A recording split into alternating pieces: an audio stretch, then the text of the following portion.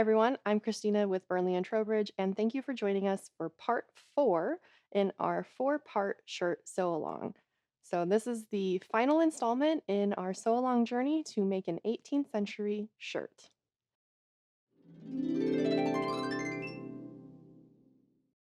The first thing that we are going to do is find our sleeves, which we put together a little bit ago, and we need to gather the sleeves down because we are going to be putting them in the body today.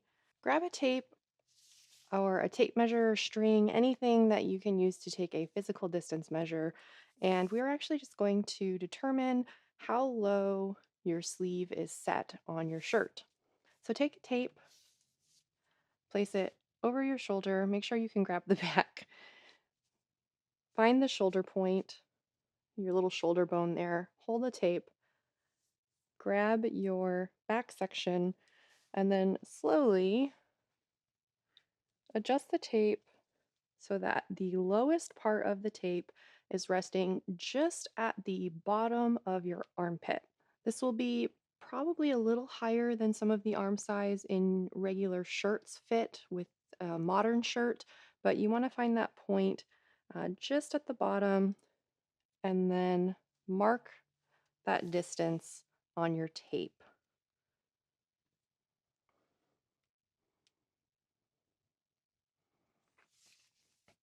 Fold it in half.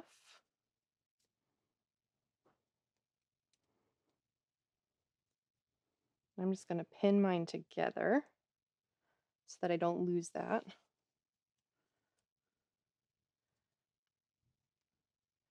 And now what we're going to do is take the body of our shirt, which is starting to look more shirt-like. Take your tape, match the center of the tape up to the fold of your body, and then mark the bottom of that tape line where we pinned. You can mark that with a pin. Once you have marked the distance from the tape onto your shirt, we're going to go ahead and lay our sleeve on the shirt body, leaving just a little bit of the gusset past the pin. That's going to be for our seam allowance. And then what we want to do to mark for the area that we'll be gathering down, you want to measure down about 5 inches from the top fold of the body. And we are going to mark that with a pin. And that's going to be the distance that we will actually run our gathering stitches from the front of the sleeve over the top of the shoulder to that same point on the back of our sleeve. We also want to mark that point on our shirt body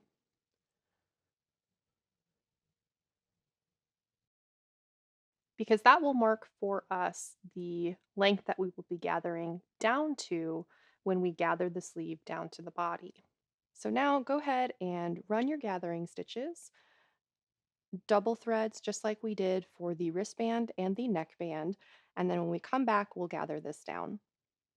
Once you've run your 2 rows of gathering stitches from those points on your sleeve, we are ready to gather the sleeve down.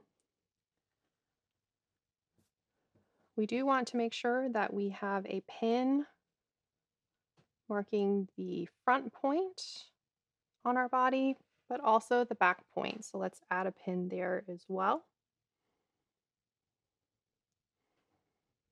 And we'll do the same for the pin that marks the bottom of the gusset. Leaving one on the front and then marking one for the back.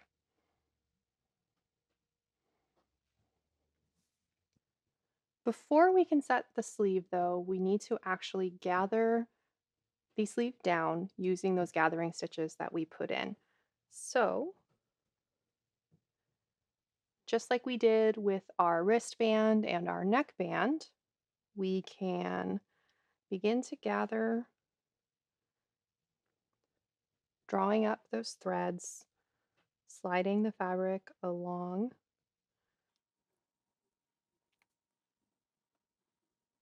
to get the sleeve down to the appropriate size.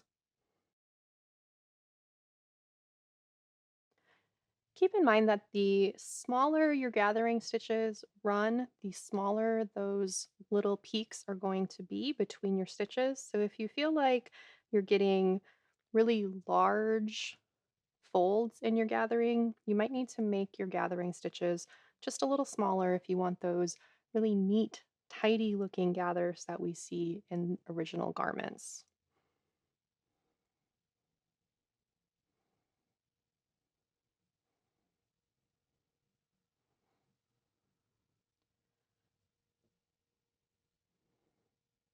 So you can see there I have gathered that down to about the right distance. I actually need to let out just a few gathers.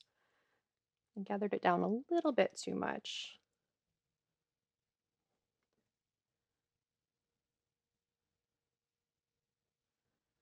But once it's the right distance, we can anchor off the gathers. You can tie off your threads here like we did with the wristbands, or if you would like to, you can set in a pin like we did with the neckband and wrap your threads around the pin.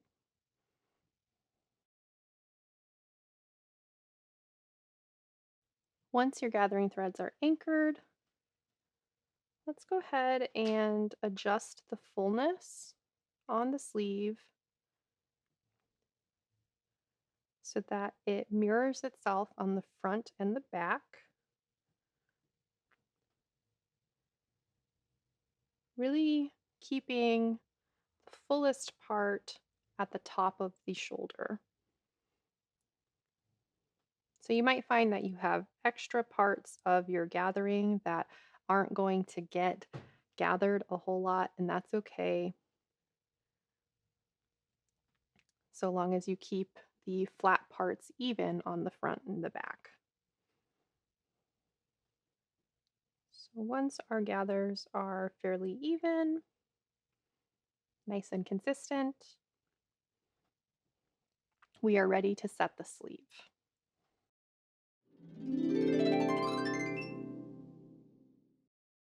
One way that I like to set the sleeve, which I think is easiest for me personally, is to actually set the sleeve by turning the shirt inside out and then taking the sleeve, which is right side out, and sliding it inside.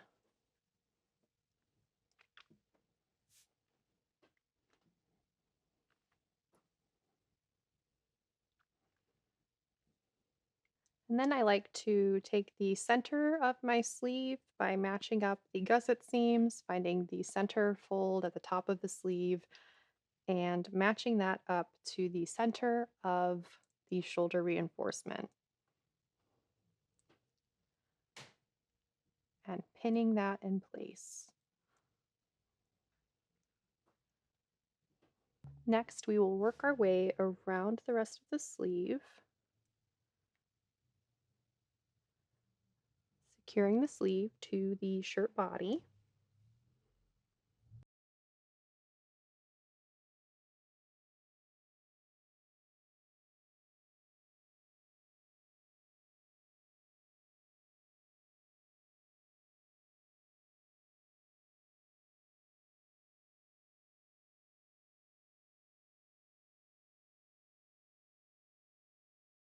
Now you'll notice that I have offset the sleeve from the shirt slightly by moving the sleeve a little bit to the outside of the shirt body.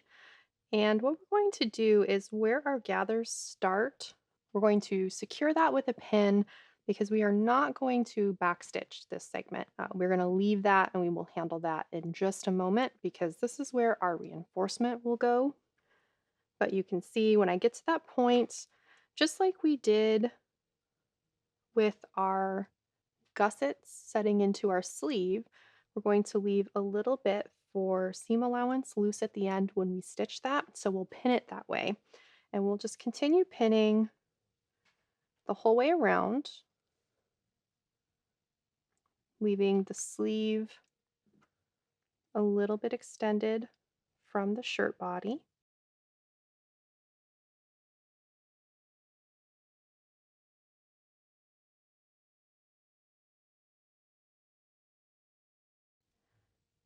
anchoring it with a pin when we get to the end of our gathers, and then continuing to pin the rest of the way.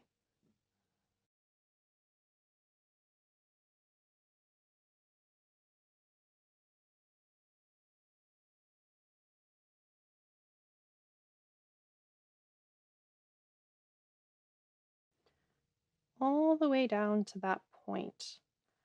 And once we hit that point, just as we did with our sleeve and sleeve gusset, we are going to continue to pin the shirt body together here with an offset as well, because this will be backstitched and then felled.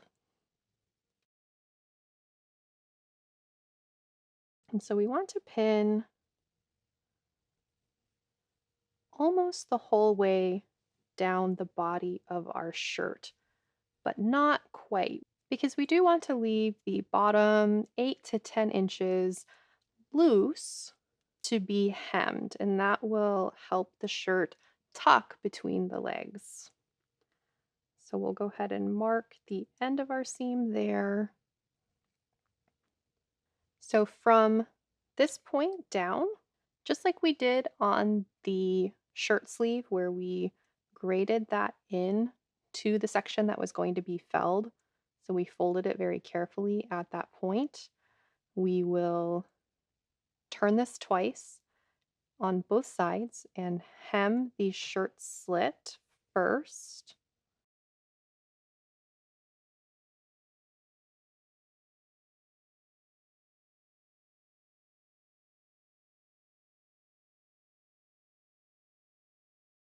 Then we will begin to backstitch the seam of our shirt with our sleeve set in. But you are only going to backstitch from the pin that marks the end of your gathers down to the hem of the shirt where your hem is opened on both sides. So you are not going to do anything with the gathered portion of your shirt at this point.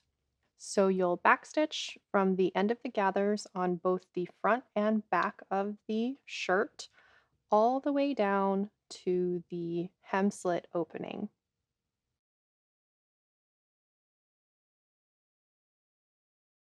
Once we've done that backstitching, we are now going to fell the seam that we just backstitched. To start that process, we are going to take our seam at the sleeve where we have those pins marked at our gathering, and we are going to carefully fold towards the body of the shirt.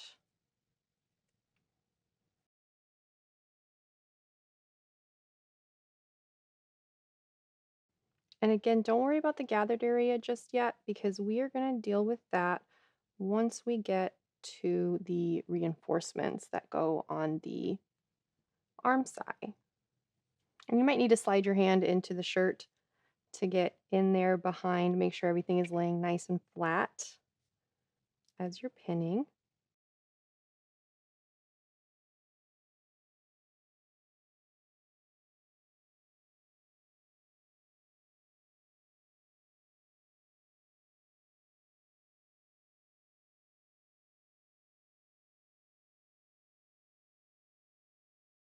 Pinning all the way down to that point. And then we'll flip to the back of the shirt and find our point for the gathers there where we stitched. And we're going to do the same thing, turning that towards the body of the shirt.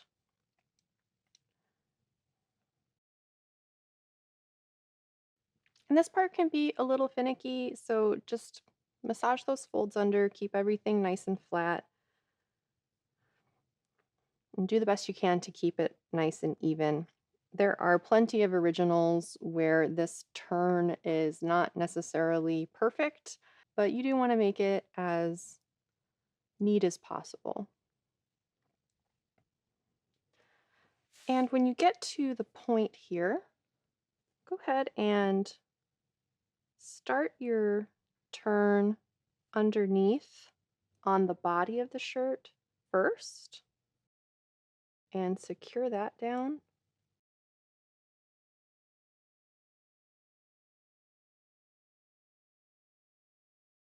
And then because we left that last little bit of our gusset loose, we should now be able to finish the turn on our gusset and have the point of our gusset overlap the seam where we turned for the body of the shirt, just like that, which will keep everything nice and enclosed. So this is another way that you can deal with the point at this intersection in the garment.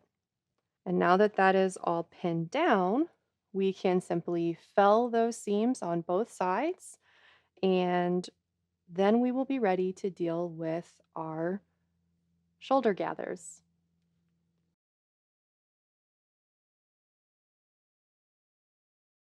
Now you might be wondering how we're going to deal with the gathers on the top of the sleeves, and that's a very good question.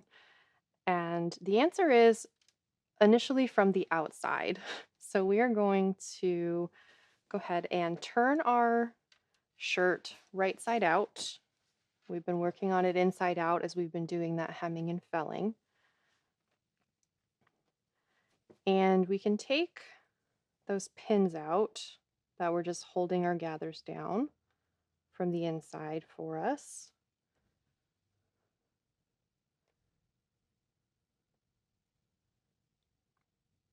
Make sure your gathers are still anchored off so that we don't pull any out.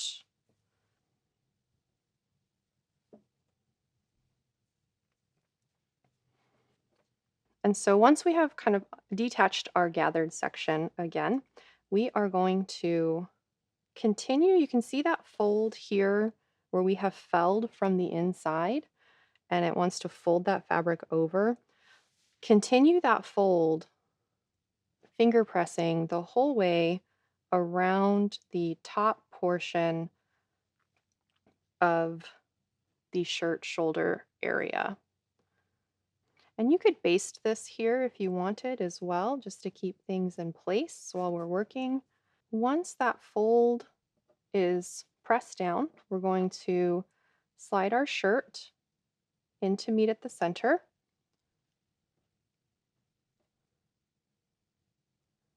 Secure the shirt to the body at the top center.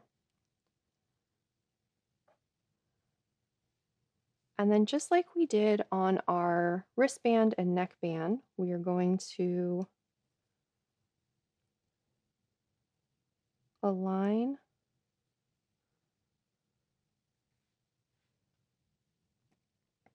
our shirt edge along the gathers of the sleeve.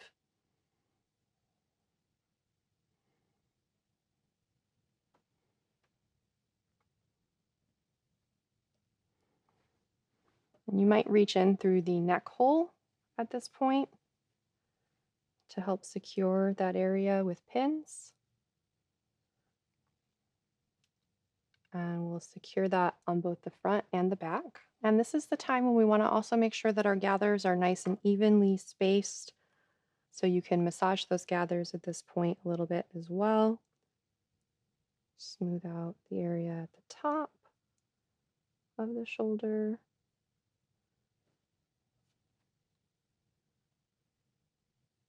And once that is secure, we're going to stitch the gathers down to the fold of the shirt the same way that we stitched our gathers down to the wristband and the neckband. So we'll hem those down or fell those down, making sure that we catch each gather in a stitch as we go. And again, we're doing this from the exterior of the garment.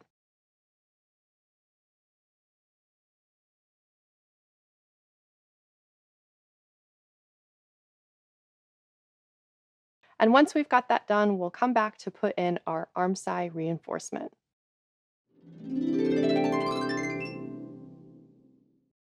Once we have gathered down the sleeve and hemmed it to the shirt from the outside, just like you see here, We are now ready to put in the arm side reinforcement.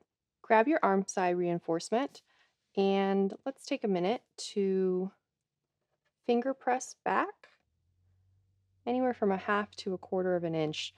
These reinforcements tend to be fairly narrow in earlier shirts. By the 19th century, sometimes they're large enough that they cover kind of this entire section of the garment.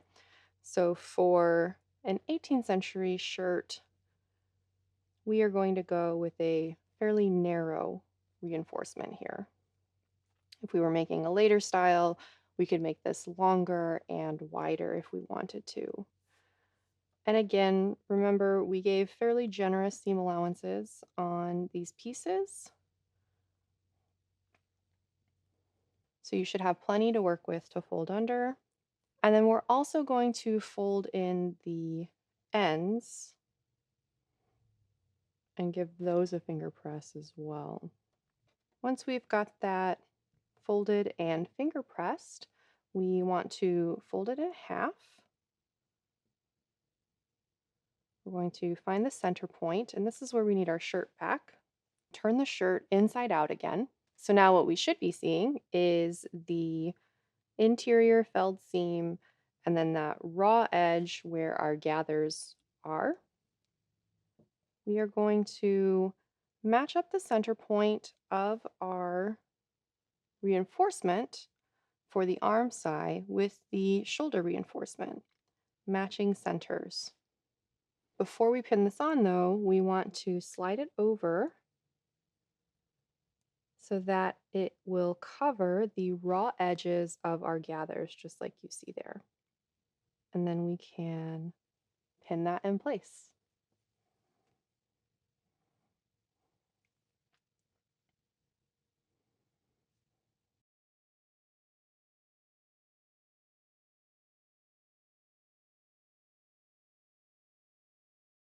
And you can adjust the lower seam allowance if you need slightly more here.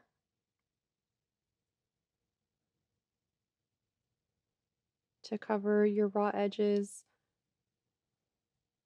But remember, the distance of the gathering on your shirt really shouldn't exceed the 10 inches or so of your reinforcement. You can see here it should come down to just about the bottom of our gathers, encasing that raw edge that is still left from our sleeve. Pin this on the back side as well.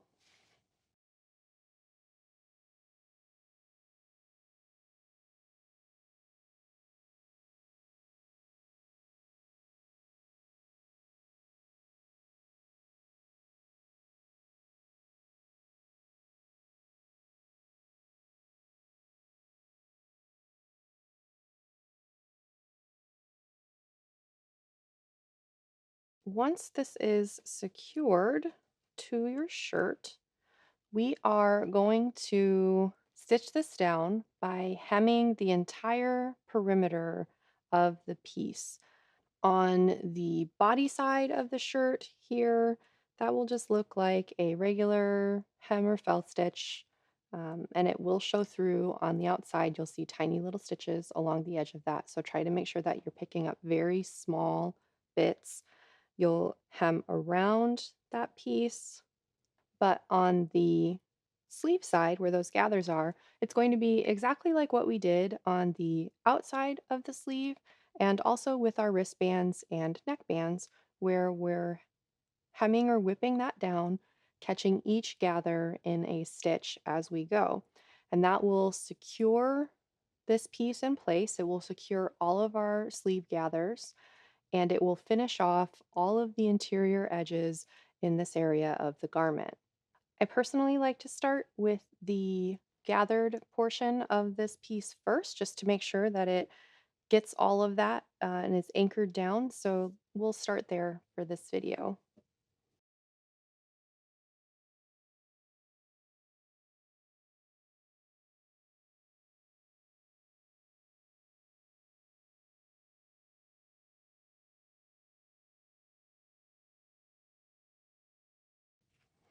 You can see there is a slight overlap with my piece and the felled portion of the seam, and that's good because we do want to make sure that we are enclosing all of those edges. And if you had to extend the flat portion of your gathering for your gathers to fit into that gatherable region of the shirt, that is totally fine. And you can actually fell that to the interior. You can turn that flat section back and just fell it down. And then you can just lay this over it, just like I've done here. That way we'll have a smooth transition when we get to the gathers.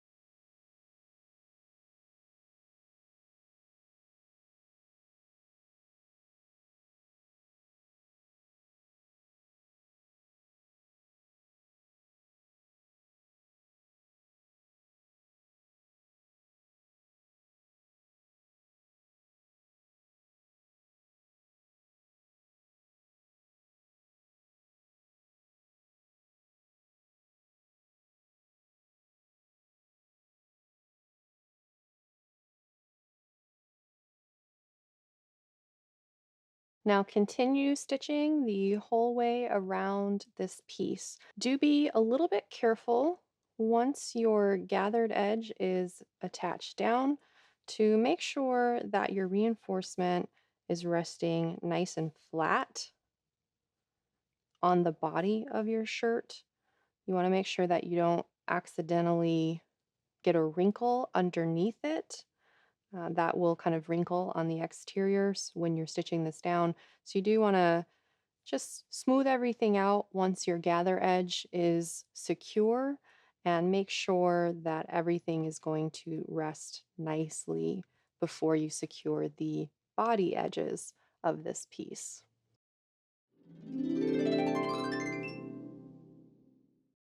One of the last things that we're going to deal with is the bottom hem of the shirt. And this one's going to be pretty easy if you've made it this far, because all we're going to do at this point in the garment is fold up twice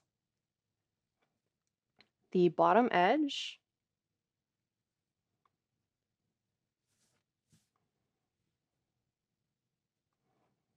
And these hems do tend to be fairly narrow on original shirts, so you don't want, a super large hem, an inch or anything like that here. But if this is your first shirt, do give yourself a little bit of allowance to work a slightly larger hem if that makes things a little easier for you. And you can finger press this, and then you can pin or baste here.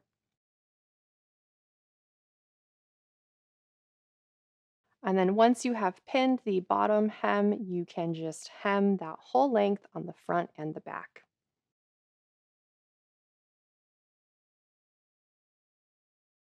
There are a couple of places in 18th century shirts that we see some reinforcements to help with wear and tear over time. One of those places is usually the opening at the bosom slit of the shirt. And then we find a similar reinforcement at the opening of the vent at the side seams near the hem of the shirt.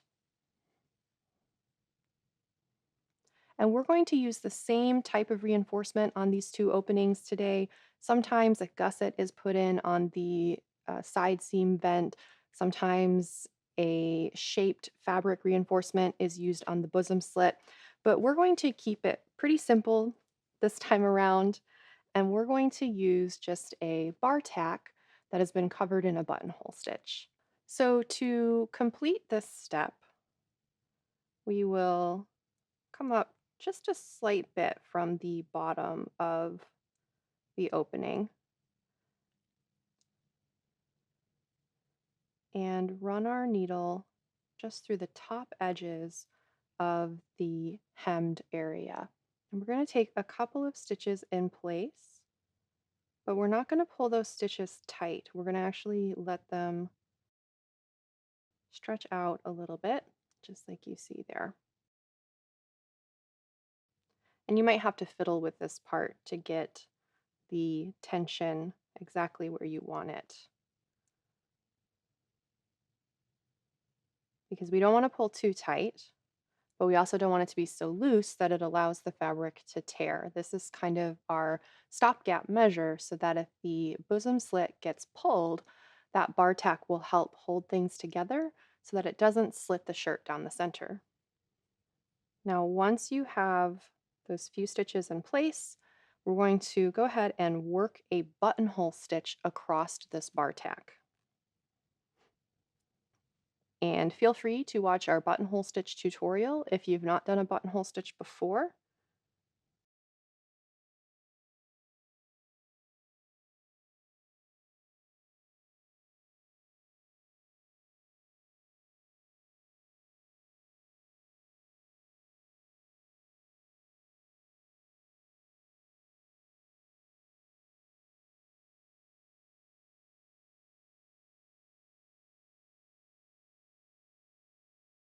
It can feel a little different when you're working it across a bar tack, but it's the exact same stitch. And you just want to tuck your stitches up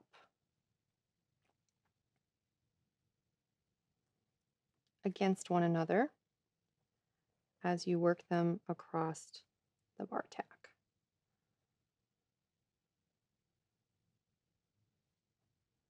This is going to add just some reinforcement to this area.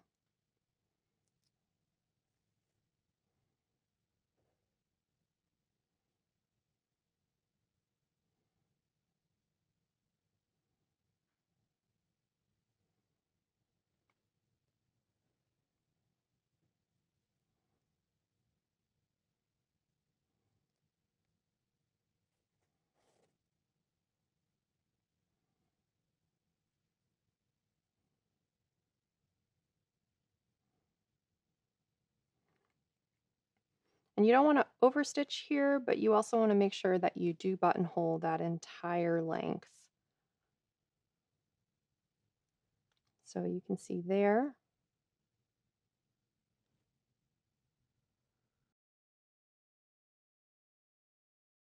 We've got a nice row of buttonhole stitches going across our bar tack.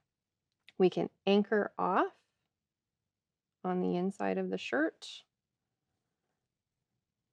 by taking just a back stitch in place and then run that tail up in between the folded hem. You can just repeat that exact same process on both of the vent openings on either side of the shirt at the opening at the hem.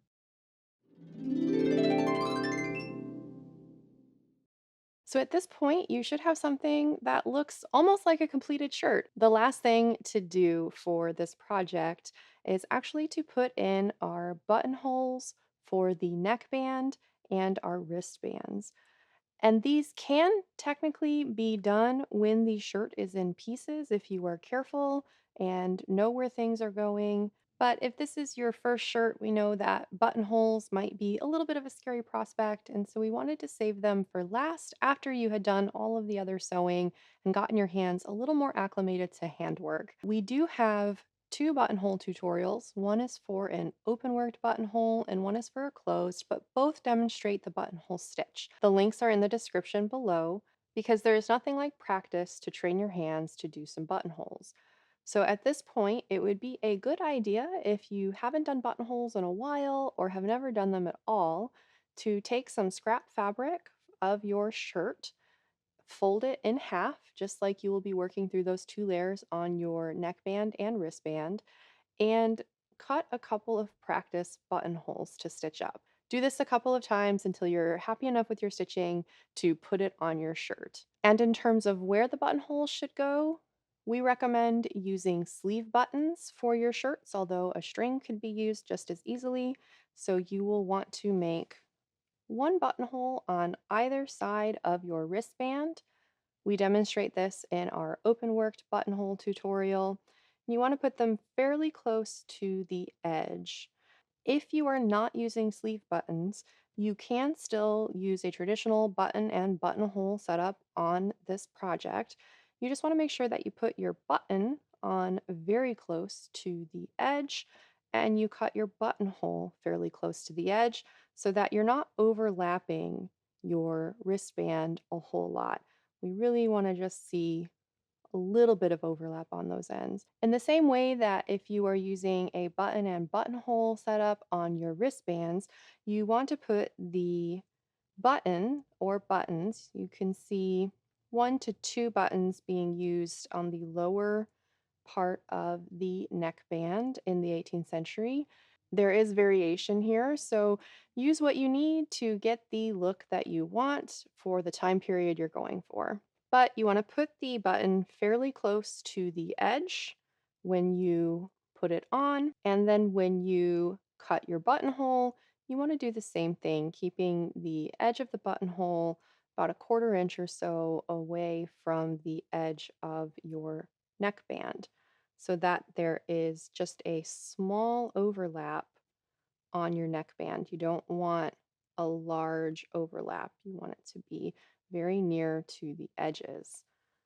Thread buttons are fairly common on shirts and they do stand up to laundering very, very well. So if you're using sleeve buttons on your wristbands, you might consider something like thread worked buttons on your neckband. If you don't have the patience or inclination to make thread buttons for your neckband, you might just substitute a bone or horn button that's fairly small to work in this application as well. But that's a choice that you'll need to make depending on your inclination and the type of shirt that you're looking to have.